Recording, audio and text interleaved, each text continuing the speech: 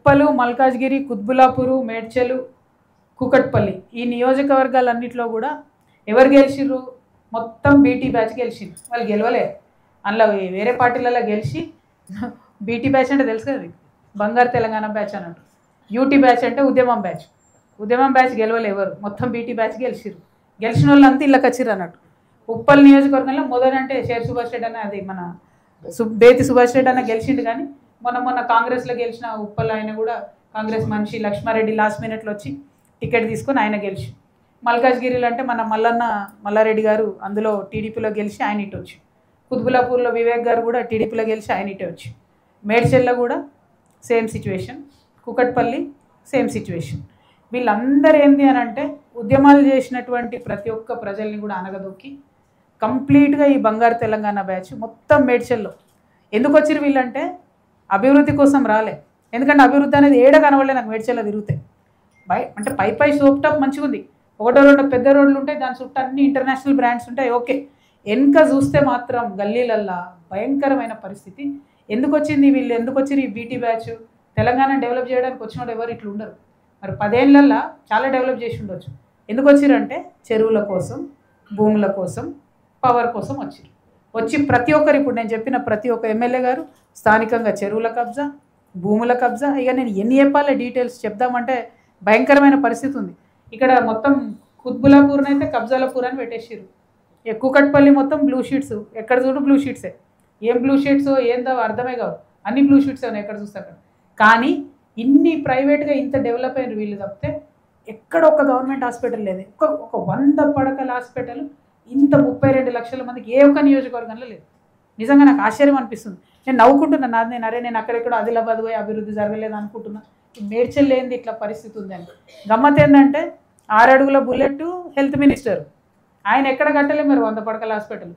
IT minister, de facto chief minister KTR గారు, ఆయన మొత్తం అసలు అర్బన్ ఏరియా అంతా మొత్తం అద్భుతంగా చేసేసిన మున్సిపాలిటీ అన్నారు. ఏం అద్భుతమైంది అసలు? మేడ్చల్ చూస్తే తెలుస్తుంది ఏం అద్భుతమైంది, ఏం అభివృద్ధి అయిందో. ప్రజలకు మాత్రం లాభం కాలే. అక్కడనో ఇక్కడనో ఒకటో రెండో సీసీ రోడ్లు వేసారు, కానీ అన్ని సేమ్ ప్రాబ్లమ్స్. రిజిస్ట్రేషన్స్ ప్రాబ్లమ్స్ అట్లే ఉన్నాయి, నల్లా ప్రాబ్లమ్స్ అట్లనే ఉన్నాయి, నాలా ప్రాబ్లమ్స్ అట్లనే ఉన్నాయి. మరి ఏం అభివృద్ధి? అభివృద్ధి అంటే ఏంది?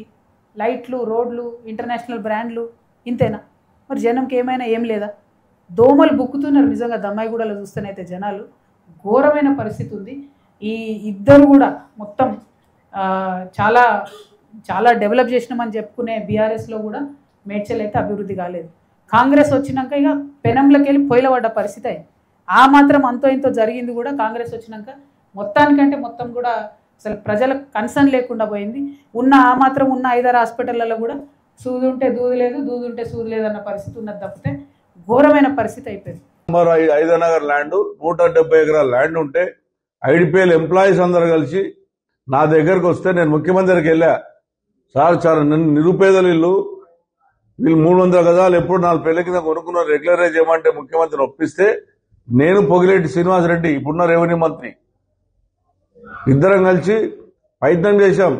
మంచిగా చేద్దామని చెప్పి ఆయన పొగిలేటి శ్రీనివాసరెడ్డి గారు నేను ప్రయత్నం చేస్తే అడ్డం పడి పెద్దగా ఆఫర్ అడిగితే వదిలిపెట్టినందని. నిరుపేదలను కాకుండా ఐడిపిఎల్ ఎంప్లాయీస్ 100,000 మంది వాళ్ళు అడగని చెప్తారు ఎందుకు ఆ 163 సర్వే నంబర్ 5 నగర్ ఎందుకు అయిందని. రెగ్యులరైజ్ చేసే రెగ్యులర్ అడ్డం పడ్డది. ఇప్పుడున్న రెవెన్యూ మంత్రి పొగిలేటి శ్రీనివాసరెడ్డి నేను బదిలీ ఇద్దరం పోయి కూడా ఏమైనా మా గురించి మాట్లాడు చరిత్ర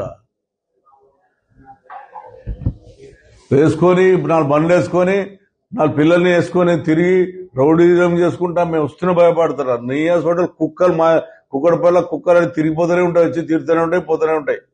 మా ప్రజలు మాకు దేవుళ్ళు, మా ప్రజల పక్షాలు ఉంటాం, ప్రజలనే ఉంటాం. 6 గంటలు వేస్తాం, ప్రజలకు ఏం కావాలో చేస్తాం. ఇప్పుడు గవర్నమెంట్ కాంగ్రెస్ గవర్నమెంట్ ఉంది, నువ్వు కాంగ్రెస్ గురించి మాట్లాడకుండా వచ్చి టీఆర్ఎస్ పార్టీలో తిరిగితే, టీఆర్ఎస్ ఎమ్మెల్యేలు తిరిగితే నీకు చిత్త శుద్ధి ఉంటే, నువ్వు తెలంగాణ బిడ్డ అని చెప్పుకుంటే, నిజంగా కేసీఆర్ బిడ్డను అనుకుంటే నువ్వు పోయి స్పీకర్ దగ్గర మన చైర్మన్ దగ్గరకు పోయి నువ్వు డైరెక్ట్ డిస్క్వాలిఫై చేసుకో. లెటర్ పంపిస్తారు ఆయన, నీకే తెలియదు అనుకుంటున్నావా? లెటర్ పంపిస్తే డిస్క్వాల్ గారు ఎమ్మెల్సీ ఒరిజినల్ గా డైరెక్ట్ పోయి లెటర్ ఇచ్చి డిస్క్వాలిఫై చేసుకుంటారు. మేమేంటో మా పార్టీ పెట్టిన భిక్ష నీకు ఎంపీ ఇచ్చింది, మా టీఆర్ఎస్ పార్టీ భిక్ష వల్ల నీకు ఎమ్మెల్సీ వచ్చింది. మేము 2 సార్లు టీఆర్ఎస్ లోకి గెలిచినాం, ఒకసారి టీడీపీలోకి గెలిచినాం. బీటీ బ్యాచ్ దోసుక తినకు వచ్చినామంట. నువ్వు దోసుక తినకు వచ్చినావు అమెరికా నుంచి.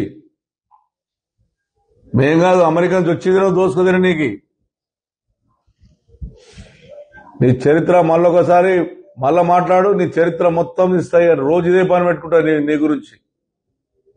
ఏ జరుగుతుంది. మళ్ళొక్కసారి మా వాళ్ళ గురించి కానీ, మా పార్టీ గురించి కానీ, మా నాయకుల గురించి మాట్లాడినా వాళ్ళు ఏం చేస్తారో వాళ్ళు చూస్తారు. నేనేం చేస్తాను నా సంగతి నేను చూపెడతా. అవి ఏం తెలుసు అంటే ట్రక్ పార్క్ గురించి ఎన్టీఆర్ స్కూల్ నువ్వు కట్టినావు. మా సొంత డబ్బులు అవి, రమ్య గ్రౌండ్ లో. అది గవర్నమెంట్ డబ్బులు కాదు. అది ఆడుకోతావు, అది చెప్తావు కథ. ఆడ పోతావు 307 నుంచి పోతీవి, తిడితీవి ఉన్న ఎమ్మెల్యే గాంధీని తిడితీవి. తెల్లారిపోతే కథ మా మాటలు బంద్. ఏంది నీది? ఏం చేసుకున్నావు? మళ్ళీ మాట్లాడుతుందా? మళ్ళా బంద్. ప్రజలకు రేపిస్తారని చెప్పావు. 200 మంది గొలవడితే ఏమైంది? ఖచ్చితంగా నీ మీద పోరాడతా. నువ్వు చేసిన కబ్జాలు, హైదరాబాద్ ఉన్నటువంటి ల్యాండ్లు ఎక్కడెక్కడ ఉన్నాయో దాని మీద తీపిస్తా. ఎక్కడెక్కడ ల్యాండ్లు అన్ని నా దగ్గర ఉన్నాయి రికార్డు. నేను కేసీఆర్ మీద అభిమానంతో ఎప్పుడు మాట్లాడలేదు. నేను నీ తెరువు ఎప్పుడు రాలేదు. నీ తెరువు నేర్చుంటే నా ఇంటి ముందు ఫోటో ఉండకపోతుండే. ఒక ఆడపిల్ల అని చెప్పి తీసుకొచ్చి బతుకమ్మ తీసుకొచ్చి ఆడిపించిన. అరుణ తిట్టిరు కూడా ఎందుకు తీసుకొచ్చిన ఏమైనా